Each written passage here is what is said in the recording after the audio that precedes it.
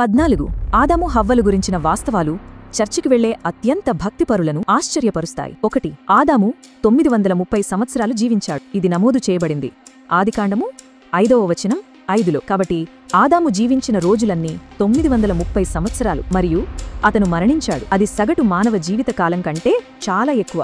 కానీ బహుశా దానిని అక్షరాలా తీసుకోకూడదు. ఇది అతని శాశ్వత స్ఫూర్తికి ప్రతీకాత్మక వ్యక్తీకరణ కావచ్చు. 2 ఆదాముకు హవ్వ కంటే ముందు మరొక భార్య ఉంది. యూదు పురాణాల ప్రకారం ఆమెకు లిలిత్ అని పేరు పెట్టారు. అదే మట్టి నుండి ఆమె ఆడంకు సమాన భాగస్వామిగా సృష్టించబడింది. అయితే లిలిత్ ఆడంకు లొంగడానికి నిరాకరించింది. కొన్ని వర్షన్లలో ఆమెను శిక్షించారు. దేవదూతలు ప్రతిరోజు ఆమె పిల్లలను 100 మందిని చంపేవారు. ప్రతీకారంగా లిలిత్ ఒక రాక్షసుడుగా మారి పిల్లలను వేటాడింది. 3 ఆడం ఒక హెర్మాఫ్రోడైట్ అయి ఉండవచ్చు. కొన్ని గ్రంథాలు అతను మగ మరియు ఆడ లక్షణాలతో సృజించబడ్డాడని సూచిస్తున్నాయి. తర్వాత అతని స్త్రీ సగం సృజనాత్మకంగా తొలగించబడింది. ఇది సాంప్రదాయ మతాలలో అంగీకరించబడదు. 4 ఆడంకు అతను సృజించబడిన మూలకం పేరు పెట్టారు. ప్రభువైన దేవుడు భూమి దుమ్ము నుండి మనిషిని సృష్టించి అతని నాసికారంధ్రాలలో జీవశ్వాసను ఊదాడు. ఆదికాండము 2వ అధ్యాయం 7వ వచనం. దుమ్ము అనే పదం ఉపయోగించడం ప్రతీకాత్మకమైనది. ఇది మానవత్వం యొక్క వినయం మరియు బలహీనతను సూచిస్తుంది. ఆడం అనే పేరుకు అక్షరాల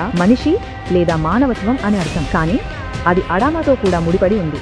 అంటే ఆడం సృజించబడిన మట్టి అని అర్థం. 5 ఈడెన్ గార్డెన్ ఆఫ్రికాలో ఉండవచ్చు. కొంతమంది పండితులు ఇది ఇథియోపియాలో ఉందని నమ్ముతారు. 6 ఆడం మరియు ఈవ్ కథ ప్రత్యేకమైనది కాదు. ఇలాంటి కథలు పురాతన నియర్ ఈస్టర్న్ సంస్కృతులలో కనిపిస్తాయి. జీవిత వృక్షం మరియు ఒక పాము సాతాను అవి తరచుగా ఒక తోటను కలిగి ఉంటాయి.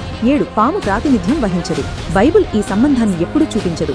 నిజానికి పాము జ్ఞానాన్ని సూచిస్తుంది. అది ఎందుకు మాట్లాడగలిగిందో వివరించడానికి ఇది సహాయపడవచ్చు. 8 ఆడంకు ఇతర కుమారులు మరియు కుమార్తెలు ఉన్నారు. ఆడం మరియు హవ్వలకు కయీను, హేబెలు మరియు సేతు అనే 3 కుమారులు ఉన్నారు. కానీ ఆదికాండము 5:4 ఆడంకు ఇతర పిల్లలు ఉన్నారని చెబుతుంది. బైబిల్ మరిన్ని వివరాలను అందించడం లేదు. కొన్ని గ్రంథాలు అతనికి 30 మంది కుమారులు మరియు 30 మంది కుమార్తెలు ఉన్నారని సూచిస్తున్నాయి. మరికొందరు 3 అమ్మాయిలకు అజూరా, అవా మరియు లులువా అని పేర్లను ఇచ్చారు. 10 ఆడం మరియు ఈవ్ సాధువులు. కేథలిక్ చర్చ్ వారిని అలాగే గుర్తించింది. సెయింట్ ఆడం మరియు ఈవ్ డిసెంబర్ 24న జరుపుకుంటారు. 11 ఈవ్ ఎప్పుడు లేదా ఎలా చనిపోయారో మనకు తెలియదు. 12 ఈవ్ అనే పేరు అంటే జీవితం ఇవ్వటం అని అర్థం. ఇది శివ అనే పదం నుండి ఉద్భవించింది. అంటే శ్వాసించడం లేదా జీవించడం అని అర్థం. ఆడం ఆమెకు ఈవ్ అని పేరు పెట్టాడు ఎందుకంటే ఆమె అన్ని జీవులకు తల్లి. 13 హీబ్రూ బైబిల్లో అసలు పాపం లేదు. మానవులు అందరూ పాప స్వభావాన్ని వారసత్వంగా పొందుతారు. నిజమే, తప్పు. ఇది పూర్తిగా క్రైస్తవ వివరణ. యూదమతం లేదా ఇస్లాం మతం రెండూ అసలు పాపాన్ని నమ్మవు. 14 ఈవ్ ఆడాన్ బాకులం నుండి తయారైందా?